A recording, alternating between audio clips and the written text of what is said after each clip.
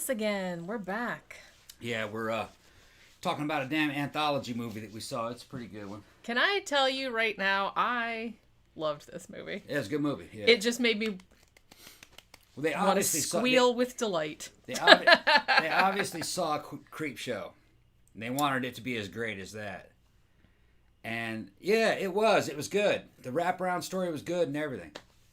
The wraparound story had the dude that played the Krugen from Highlander. I forgot Clancy Brown. Yeah. Well, he's been in tons of stuff. Of course you are.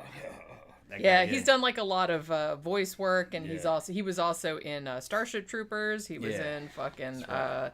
I remembered him as being the monster in The Bride. Do you remember that Frankenstein adaptation with fucking Sting and Jennifer Beals in it? I didn't see that one. Which is kind of a guilty pleasure. Well, it would be a guilty pleasure for me if I was guilty of anything. Yeah, I mean, it's a terrible movie, but I kind of love it. But yeah, he's in like tons and tons of other stuff. Yeah, too. He's an old man now, and they make him look even fucking older in this, and he just fucking. He nails it. He's kind of like the crypt keeper in a certain way, but you know he doesn't need a whole lot of makeup. Just his fucking hair and just. He's kind of like the tall man too. Yeah, like the tall man. Yeah, Angus Scrim. Angus Scrim. Yeah. But an Angus Scrim that can fucking deliver lines and act. Although Angus Scrim could act a little bit. Yeah, I was gonna say, why are you casting aspersions on Angus Scrim? Yeah, it's just that, this dude here is a much better actor. He's got a lot. And like I said, he also he was in Shawshank Redemption too. Yeah. Oh, and he does Mr. Krabs' voice on SpongeBob SquarePants, and has done for a very long time. Yeah. And he's been, I think he did some of the fucking, I don't remember. He does like a lot of voiceover work too.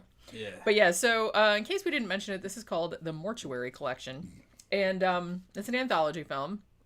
It premiered for Halloween. And it's like, and it's premiered in 2019, like at Fantastic Fest, like about a year ago. It premiered and got pretty like very positive reviews like across the board. And it seems like even like Google, IMDb, and stuff like that, it's always like way up in the 80-90% range. It's got 5 skulls on Shudder. It does, and I can see why, because this movie, the thing about a lot of anthology movies, and we've talked about them before, it's just kind of like, because a lot of times they'll do like each story will be like directed by somebody else. So, it'll be like a little uneven. Now, this one is a little bit different in the sense that the whole thing was directed by one guy, Ryan Spindell. Now, as far as I know, this might be his first feature-length film. Now, he did do a short film called The Babysitter Murders, which actually he did remake for this. Like, he kind of incorporated into this anthology story. But as far as I know, that's the only... But I have to say, wow, good fucking job, dude. Yeah, it's a fucking excellent horror movie. This movie was a blast. It's like, it's just... and you can tell, I think there was a snippet of an interview with Ryan Spindell, and he said, basically, this movie was my love letter to EC Comics. Like I said, that's why you get the Creepshow thing. And Steven Spielberg and like, movies from the 80s and like all the old horror anthologies like from the 70s and 80s, which he always really loved. So he wanted to make something like that, like an homage to that. And I think he succeeded in that in spades. Also has a little bit, like, visually, a little bit of a Tim Burton-y thing, but not so Tim Burton-y, you know what I mean? No, the color palette's really good on it. This is a gorgeous looking movie. Shot composition and all that looks good. The wraparound story kind of looks like a movie version of the damn Halloween, like the haunted house out of damn Disney World. Yeah. It has a fucking creepy fucking vibe. It's got a good score. The storytelling straightforward and fucking good. Each little story's real good. I liked it. Actually, I think they kind of got better as they went, which is trying to build up. One thing that I liked that they did with this is that like the wraparound story, which also ties in with the last story, is set in the 1980s.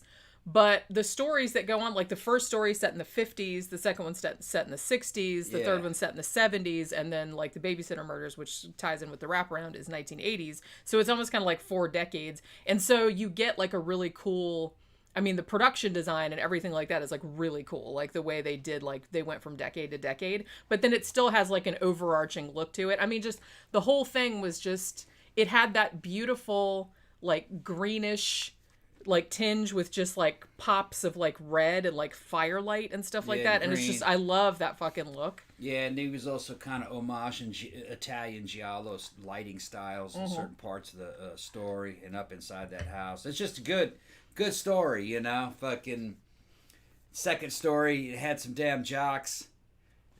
jocks trying to get laid in college in the I guess it was 50s or 60s. That one was 60s. Early 60s. It's just funny how they're using Karl Marx to fucking empower women and hand out fucking birth control like fucking rubbers so they could get laid, you know, like, yeah, you empower yourself, babe, you know, fucking jump up on a bobo, you know, it's fucking hilarious.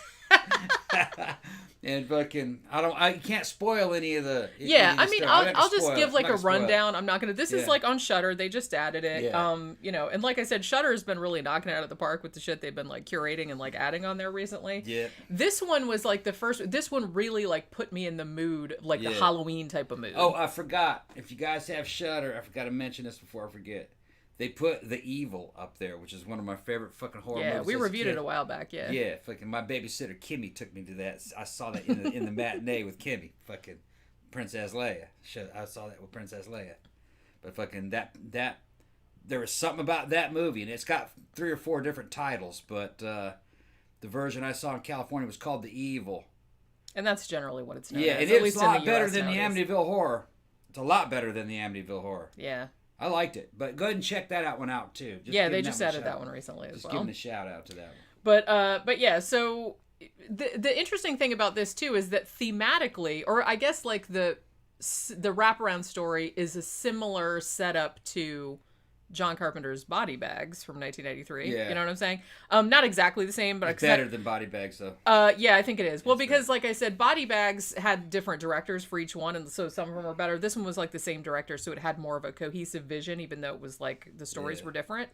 Body Bags has a good throwback appeal, though. You know what I mean? That is a classic. Yeah, you know, we reviewed that one too a while. Yeah, and Deborah Harry and stuff, all-star cast. But this one, I think, just like you said, the cohesiveness of it. The tonally and just visually, this is just a better looking movie. And I mean, this is a great looking movie, and like I said, it just puts you. It's not even necessarily set at Halloween, but it just puts you in that spirit. It's very autumnal. Yeah, it really. This is something you should be seeing at Halloween, right alongside Trick or Treat, and maybe like fucking Season of the Witch or Halloween 3. I saw another reviewer say that they were because he said, "Well, I watch Trick or Treat, you know, every Halloween night before going to bed." He's like, "I think I'm going to add this one as like a double feature." Definitely a Halloween movie. It is because even though it's not like overtly like it's set on Halloween, but it has like a very Halloween tone. That's what they're talking about. Yeah, and it's a very autumnal tone to it. I was under the impression that this was supposed to be watched at Halloween. Yeah. That's just from the tone. Yeah, I mean, like the look of it and just like the whole thing that it's, you know, the whole, just like you said, it's Tim Burton-y, but it's almost like you said, like the Haunted Mansion, like like at Disneyland. It kind of has that aesthetic. Can get a little sickly sweet for me, and visually it kind of looks Tim Burton-y, but it does not have that Tim Burton-y tone. Yeah. Tim Burton can kind of get on my nerves sometimes, even though he does have some fucking excellent movies. Mars Attacks, fucking. Man, I need to see Mars Attacks again. I haven't seen that in so long. I love that. Yeah, movie. So you know there is some stuff I think he really knocks it out of the park. Nightmare Before Christmas is also that's a classic. A classic that he did a good job on. That just that some of his stuff doesn't quite do it. Yeah. Yeah, it gets too Tim Burton-y. Yeah. Yeah. That's true. Yeah. But yeah, so what we have here, the setup of this and the frame story, which like I said ties in with like the last story. You got Clancy Brown playing a mortician named Montgomery Dark. And he runs this mortuary in a town called Raven's End. And I love just the setup of this. Like I said, it's very green and aqua, and it's like really cool looking. And there's like a little kid riding a bike, and it's like this creepy, like there's leaves blowing everywhere. So this young woman named Sam comes into the mortuary ostensibly to apply for a job because it was like a help wanted sign. So then they start, she wants Montgomery Dark, who she calls Monty, just to be an asshole. She wants him to like tell her some stories of like the people that died. So like I said, in that sense, that's why it's by Body Bags. Why it reminded me of Body Bags a little bit was because that was set in a morgue and he was telling the story of each body. Yeah. So it's kind of a little bit like that, where it's just kind of like we're talking conceptually similar. There you go. Execution and tone very different. Very, very different. Yeah. So then we go into the first story, which is set in the 50s and is actually like the shortest one. This is basically just about a woman who's at a party. She sneaks into a bathroom. She's a pickpocket, and something terrible happens to her at the end. And I want to say too that this is very much like Creepshow, EC Comics type of thing, in the sense that it's very much like shitty person gets their comeuppance type of stories. They're like morality tales. Yeah, you pay for what you do. Right, just essentially like Creepshow is. Yeah. So that's, like I said, that's the shortest one. Actually, kind of more of a vignette, but like I said, it's really like the way they do each decade is like really, really cool. So then the second one, now hold on. The wraparound story is kind of important to all this. Again, this girl is trying to apply for a job at the mortuary. Yeah, I said that. Okay, yeah, and he's telling a story every time, and she doesn't react to it. She thinks the shit's lame, so she's like not impressed. So she tells her another one, and he keeps upping the ante. And so the wraparound story is awesome. I really like the wraparound. It is. I do as well. And every time he tells a story, she goes, "Oh, come on!" And then he's like. Like the story. I love was no Clancy good. Brown so much. He's so good at this. And then he starts coming at her a different way and tells her another story. But second story, I really liked it when this is the frat guys. Yeah, when this story came, the first one was real short. I was like, okay, but it wasn't really all that special. She reacted the same way though. She's like, oh, come on. Yeah, so it has like a little bit of a meta tone to it because she's kind of coming at it like. Right. So then the second story came, and it was a lot more interesting. All right, and it also got a lot more gorier and stuff. You know, Ooh, they went there. Yeah, on this one, I was impressed. And then I was like, all right, and I was like, I'm down. Okay. I laughed so hard at that. Yeah. So by the time the second one is starting, when these dudes are trying to scam their way up these girls' fucking skirts back in the '60s, using Karl Marx and women's rights and empowerment to jump on a motherfucker's dick. That's when I started to pay attention. I'm like, yeah, okay, now what happened? Because, see, I knew old hippie dudes, as fucking, who ended up being old auto mechanics, and they would tell hippie stories, and that's basically what it was, Hey, man, let's go to the anti-war protest and go, get some chicks, Yeah. It was everything was just kind of a scam, you know what I mean? Yeah. Those dudes were just in it for the girls. But anyway, they came at me with that angle, and I was like, yeah, that's right. There's truth to this. So then, it's okay. They get their issue. That's a good story. I really like that story. That one probably made me laugh the hardest, just because. Yeah, well, she's so cruel. These dudes get fucked up. And I was just like, the punishment didn't really fit the crime. Oh, I don't know. But...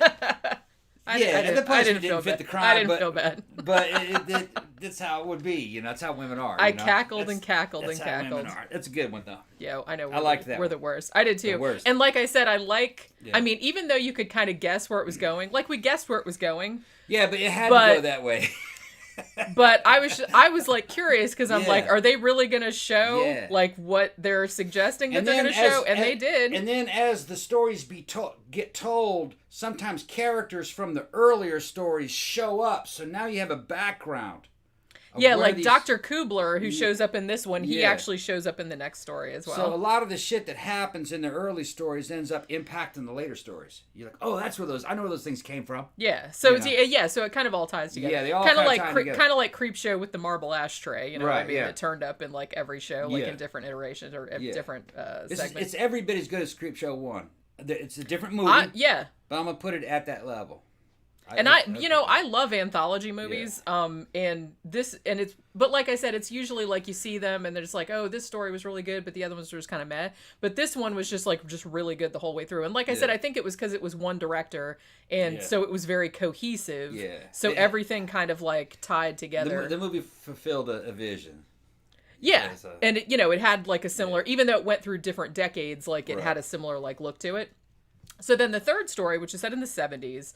There's this guy named Wendell, and he's married to his wife Carol, and she has some kind of, do they even like specifically say like what's the matter with her? Or she has like some kind of disease or something, and she's like comatose, or she's like wasting away. And there comes a point where the doctor, who's the same doctor from the last segment, basically comes and says, like, look, she's like comatose. She can't, and he has to take care of her. It's like, but she's stabilized. We don't know, she might live like many, many more years. Maybe you should think about accidentally on purpose, like giving her an overdose, but just saying, you know what I mean? Because it's, because this poor guy, it's like he has to take care of this woman. She can't talk. She can't do anything for herself. And it's like, he doesn't know how much longer she's going to live. And so he's like kind of bummed out about it. And so basically, he tries to do that, but it doesn't quite go the way he expects, and like kind of terrible shit happens. I will say this one is also, it's a slower burn, but this one is kind of more like emotionally affecting, I guess, because you can like think about it's, even though it's still, it's not a bummer, it's not, but it's like has a little bit of sadness tinge to it. I didn't like this one as much as the second one, but it's still a good one. Yeah, I mean, well, the second one was much more comedic. Yeah, it is. This one was like less comedic, but it was still really gory, still really fucked up. Yeah. And I really, really liked the puppetry. I guess that was a puppet that they did at the end, right? Like with the corpse, like the way he was seen. Like that looked really, really cool. I really, really liked the way they did that. Let me respond to some people. Okay. Con says we did a Silver Shamrock movie. Yeah, I'd love to see a remake of Halloween 3. Just Silver Shamrock. Kind of higher end budget with a bunch of Carpenter homages and stuff. That'd be awesome. Let's see what else is going on. Yeah, Alex says, yeah, Tom, after a certain point, you want to tell Tim Burton, okay, we get it. Yeah. Yeah. I liked a lot of his movies, but I mean, once he started going like, I didn't love Alice in Wonderland. Parts of it were all right, but there was something about it that didn't really resonate. I really, really did not like his fucking Willy Wonka remake. That just made me want to throw something at the wall. Con is also saying that he liked Christina Ricci. I liked Christina Ricci back. I did as well. I liked Christina Ricci back in the day before she got her boobs lopped off. She was more appealing as a fucking short, curvy chick, but for some reason she thought, I don't get it. She wanted to be... maybe she had breast cancer. No, I don't think so. I mean, she was a kid. She's maybe 25. Yeah, but 25-year-olds get breast cancer too. I think they would have mentioned something like that. And then she lost a whole bunch of weight. She's trying to be skinny, you know what I mean? She was a curvy little chick. She was, yeah. And I thought she looked better like that. But yeah. Whatever. Women and cocaine. Okay, or just women and not eating. Yeah, women and not eating. Well, she was probably up in Hollywood, and they probably had dudes tell her that she was fat. That's what I suspect like, probably happened. It's like, you need to lose 20 pounds for this role. What are you talking about? Yeah. She was maybe 5 feet tall, you know what I mean? And she's a little bitty girl. And she had a fucking banging little fucking figure, you know what I mean? And then I saw her the next time, and she looked like a boy or something. Come on. Okay, so after that segment, we get I just got this thing that my package got delivered. Okay, so I guess there's a package out front, so I'll have to go get that. But I don't know what it is. I've ordered so many things. It's like it could be lots of things. Okay, so after that, there's like a little bit. We return to the frame story. And it turns out that the last segment, segment 4, which is called The Babysitter Murders, actually ties into the character of Sam, who has come there ostensibly to look for a job at this mortuary. And so that kind of goes in that direction. Now, like I said, I think from what I read, Ryan Spindell, the guy that directed this, his short film, The Babysitter Murders, I'm not sure how similar it is to this, but he like incorporated this into the anthology film. So this is about Sam. It's set up. Now, like I said, I don't want to, because this one is like a twist. They all kind of, I don't know. I don't want to say they all have a twist because some of them, like I said, the second one kind of goes the way you expect it to, but it's like really satisfying nonetheless. It's for you, whatever it is. Well, yeah, I know. I just got an email. You. Why would I be getting an email if it was for you? Duh. But yeah, Listen to her fucking with me. She's fucking with me live on camera, fucking with me. All right, go ahead, bitches. I know. But yeah, so this one is set up like a standard, babysitter is babysitting a little kid named Logan, and there's an escaped mental patient and stuff like that. But it does have a twist to it that I will not spoil. Maybe you can see it coming. I don't know. I didn't really see it coming. But also really, really good gore in this one. There is one scene where I'll say somebody's face gets smashed with a TV and it looks really gross and really, really good. So I will say that like the special effects in this are great. The acting is great. Like the stories are great. It looks amazing. All the beautiful like colors and everything like that. It's just so reminiscent of like fall and Halloween, and it just looks like the Haunted Mansion. It's just like so fucking cool. Logan's trying to send a super chat, but he can't figure out how to do it. I don't know how to do it from this. Yeah, we don't know how to do it either. But apparently I'm an idiot. You're not an idiot. I don't actually know how to do that either. On my end, well, on my live chat, there's just like a little box at the bottom that has a little dollar sign in it, which I assume that's what you push, but I'm like scared to push it because I don't know what's gonna happen. I don't know what's gonna happen. No, Con, I haven't seen Black Snake Moan. I heard that's a good movie. I gotta see it.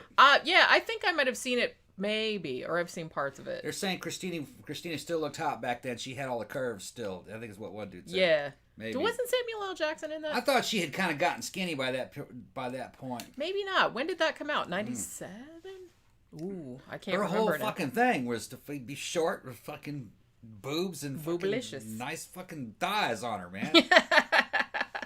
You know, it's got its own appeal. You know how Tom is with the boobs and the boobs and the thighs. I like thick, man. I like fine. I like thick. Thick with 2 C's. Well, yeah, it's I guess thick with 2 C's. I like the same white girls that black guys like. Yeah. Yeah. But yeah, so yeah, they do the thing with the babysitter murders. Another thing that I like about this too, I'm just gonna say, I'm not gonna say which story is which thing, but it's like this has, like I said, people's faces get smushed by TVs, people's dicks explode, children get murdered. It's fantastic, and I was just like, I had such a good time watching this. Like, I'd had a drink or two at that point, but I still remember it really good. It's not like I forgot it the next day. But I just had like a fucking blast watching this. We just had such a great time watching this movie. It's just you definitely got to see this one. It's so fun. For Halloween, what I would recommend is you always want to go for fucking crepe show. All right, you want to go for trick or treat, right? And this one would be good. Oh yeah, add this one to the rotation. Yeah, add this one. Fucking Halloween 3 Season of the Witch. You want to put that one on there? And I'd probably watch The Evil. I liked The Evil. I think that'd make a good Halloween movie. Even though it's not like specifically Halloween thing. No, but that's a good Halloween movie. You know what I've decided to do? Not this week because this isn't Halloween week, but next week, that's Halloween week. I'm going to do like every day that we do a live matinee, I'm going to do like a newer Halloween themed movie. Okay. And I found a bunch. I found like 4 that we could watch. For Christmas, man, you got to watch fucking Christmas Chronicles.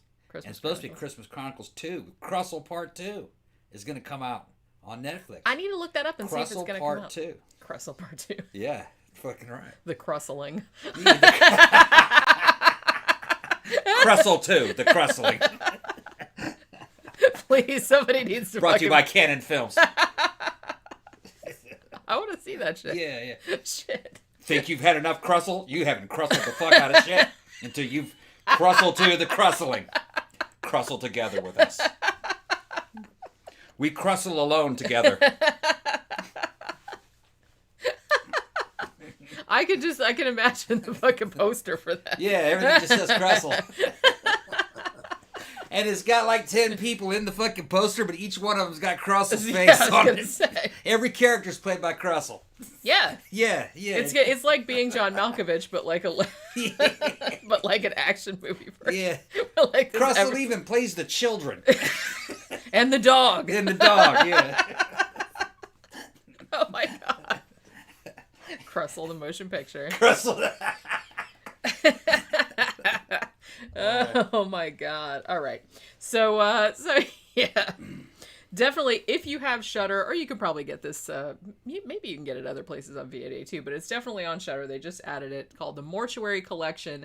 I liked this so much that I hope they do another one, actually. I would like to see Ryan Spindell do another one. And like I said, if you like Creepshow, if you liked Body Bags, if you liked any of those really kind of like Halloween-y kind of like anthologies from this, and it has like a Steven Spielberg-y like 80s kind of vibe to it too. It has a high-end 80s feel, but with modern technology. It's just a good fucking movie. It's just a fucking blast to watch, like from start to finish. It's not boring. I think it's like it's super gory, it's super dark, and it just like looks fantastic. It's just a really fun movie. Sandra said she liked Christmas Chronicles, watched it because we recommended it.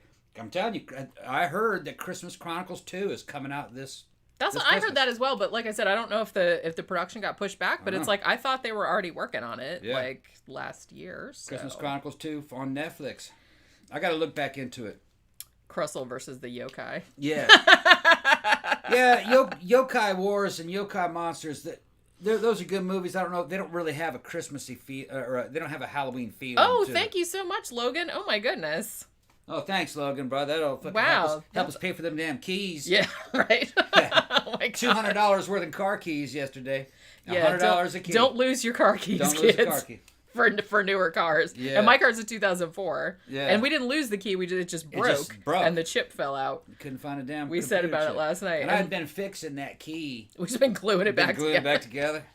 That's yeah, it didn't work. And then, it did for a while, but then... And then Connor Vatslan, who's in the chat right now, he said he had to pay that same price, about $100 a key, in Mexico. And he said in the Mexican economy, that's like paying $1,000 for the key. He said he said a nerd shows up in a damn van, bends you over a barrel, tells you he's going to use lube, no lube included. And I said, dude, that's the same shit that happened over here, man. Yeah. But I figured because even when I went to Ace Hardware and asked them, I was like, can you, do this key? They're like, yeah, but it has a chip, and then we had to like program it, blah, blah, blah. They told me 75, but I think it was only 75 to copy the key. Because even the guy that came in the van yesterday, he said it was 75 to copy the key, but then it's 55 to program it. Yeah. And actually I got it cheaper because I had the actual key, and he could like just copy it instead of having to pull the code to like make the machine make it. Yeah. And every time he had to do something on his laptop, he's going to charge you more money. Yeah. For that. Isn't that some shit? That's some shit. But you know what though? It's like, that's a good gig. Just ride around fucking fixing people. I was thinking that too. I'm like, maybe I should get into that. I'll be a mobile locksmithy person. Yeah. I mean, because you could make a lot of money. Copying the keys, nothing. I did it back in high school. Working it only took a few minutes at the high school, at the fucking local store. Well, now they have like that really cool, and the machine is only like this big. Yeah, just fits in the back of the van, and then he's got like he had like all these little drawers like full of all the different keys, like key blanks from like different years and different manufacturers and stuff. But everything fits like in the back of a little van. It's amazing how robots and laptops that can fit into a fucking into a suitcase, a small suitcase. Yeah. I don't know if you guys, some of you guys know what an AR-15 is. That AR-15 lower receiver, you can put a block of fucking aluminum in something that you can carry around and plug into the wall, the size of a briefcase, and it'll make that lower receiver. Yeah. In about 20 minutes. It'll just sit there and cut it on its own, recirculating the lubricant and everything. Yeah. I was fucking amazed. When I was a kid, the tool that did that weighed about 3,000 or 4,000 pounds, and had a fucking a NASA computer next to it. Well, a computerized lathe, and that shit fucking. I was fucking astounded. That dude made basically the legal part that makes an AR-15 in about an hour, and the robot just did it on its own. Yeah. In a fucking suitcase. Yep. Yeah, fucking. I mean, I knew it was going to be expensive, like I said. Now, it's funny because back in the old days, like before, when I had my old car, before they had chips and all the keys and everything, like for anti-theft and whatnot, you could go to like Walmart and get a key cut for like $3 or something. Because I think I had to I got extra key cuts. It was like $3.50. That was years and years ago. For that super chat, Logan wanted to. He wanted a logo and a Pliskin shirt, both in medium. Yeah, logo and a Pliskin shirt. Okay. Yeah, that's good because I think I might already have those two sizes in blanks. And we just printed some today. A medium. Yeah. Pliskin. Send Jenny a private message and let me get your address and we'll send it out. Yeah, we're actually printing shirts today. Yeah. And we're gonna go to the mail. We gotta go to the mail tomorrow. So this is you get them in a couple days. Logan. Okay. That's gonna come up with some new shirt designs in the next week or so. Yeah, I'm gonna try to come up with some new shit. We're gonna try to kick up some more interest in shirts. I got some cool shit coming, some paramilitary stuff coming. You guys are gonna like it. Yeah, and we've got lots of, like I said, I want to get like a photo of your face some crazy shit. So I can put that on a shirt so you can I say whatever comes out of my mouth. Say whatever comes out of my mouth. Man, I fucking get a few drinks in me and I fucking say this crazy shit. And only people in the fucking comment section notice it. To me, it just comes out. I say whatever comes out of my mouth. Yeah, exactly. It's the poltergeist saying it. I'm not even really aware of it. That's fucking hilarious. But yeah, I feel bad because it seems like a couple people just showed up, but it's like we've already been on for like half an hour. I know. But yeah, seriously, if you have Shudder, if you don't have Shudder, I don't know why you don't, because get it, it's awesome, and it's cheap. But if you do have Shudder, then immediately go, or wait till Halloween, because it does, like I said, it does seem like a really Halloween-y type of movie. Go watch the Mortuary Collection. It's really, really good, and it's fun. And I promise. Well, I can't promise that you'll love it because I know there's going to be somebody out there that's like, I didn't love it. You lied. But I thought it was awesome. I had a good time with it. Like I said, Shudder's been adding some like really good shit lately, like old shit and new shit. So they've been like really good. They usually like add all their best shit in October. What do we pay for that? Like $5 a month? It is. I pay $59 a year. $59 a year. So how much is that a month? That more or less. That is less than $5 a month. But I think the basic entry cost. It's either $4.75 or $5.99. I can't remember a month. Yeah. If you go month to month, but I pay by the year because it was under like $10 cheaper. a month. And, easily. And Shudder, dollar for dollar, pound for pound. That fucker's fucking. It's really punching above its weight. That's a good service. Yeah, it's like they don't have like shit tons of movies, but the movies that they have are like generally curated. Right. And they usually get, they have like a lot of good classics, and also they have like people that are really into horror that kind of, they try to get their mitts on like a lot of festival stuff that like, you know, did really well at festivals. Tubi's got everything, including shit. But Tubi's good for quantity. Quantity, not quality. But you have to dig through a lot of crap like to find good. There is a lot of good shit on there, but you have to like go through a lot of crap to find Shudder's only going to show you shit that's got quality to it. Yeah. And classic old stuff like Zombie and stuff like that, you know. Old Italian ones, and they got everything on there that's worth watching. It's good. Or everything they have is worth watching. That's a good Pretty much, because it's like whenever they put something new up, I'll watch it. I don't even care what it is. You don't care. Just watch it. It tends to be good. Yeah, I was just like, oh, they added 2 new movies this week. Let's just watch those. Whether it's new or old. Yeah. The curation's real good. Yeah, so I've seen like probably like 90% of the movies out there. I've watched them. Yeah, if you don't have Shudder, get that one. And they're not a sponsor. Bitches need to be sponsored. They're not a sponsor. And we got in that when they were still kind of new. Yeah. And but I think they're kind of rising to the top. They're starting to make a name for themselves. Yeah, and I definitely see like a lot of advertising for them and stuff. And like I said, they really do seem to get their hands on. I'd like to get a Shudder shirt. I got one, but that's because they gave me the offer because I was paying month to month, and they said, hey, if you pay $59 right now for a whole year, we'll send you a free shirt. And I was like, yes, please. Did it look cool? I don't remember seeing it. Remember, it's like it has like a little VCR on it. And it has like all these little VCR titles with some of it has like Mandy on there and all the like a lot of their Shudder originals. You don't wear it that much, I don't think. Yeah, I do, but it's like usually I wear it walking out on the path and stuff like that. But yeah, so it's like I've worn it a lot. So I wanted just a black one with their logo, Shudder. You could probably get one like that. Yeah, something that's plain, but high impact. Yeah. Yeah. Okay. But yeah, the one I have has like a little VCR and stuff on it, so it's kind of like it's a whole design. It's cool. But yeah, I got it for free when I upped my subscription to like paying yearly. All right, so we will be back tomorrow with another movie. I think I already have a plan of which one I'm going to watch. It's another one that's on Shudder. It's a couple of years old, but we're going to talk about it tomorrow. We're going to watch it tonight, and we'll talk about it tomorrow. So we will talk to you guys again tomorrow. Thanks everybody for stopping by. Thanks Logan for the contribution. We will print your shirts today because I think I have blanks in that size, and we'll talk to you guys later. Bye.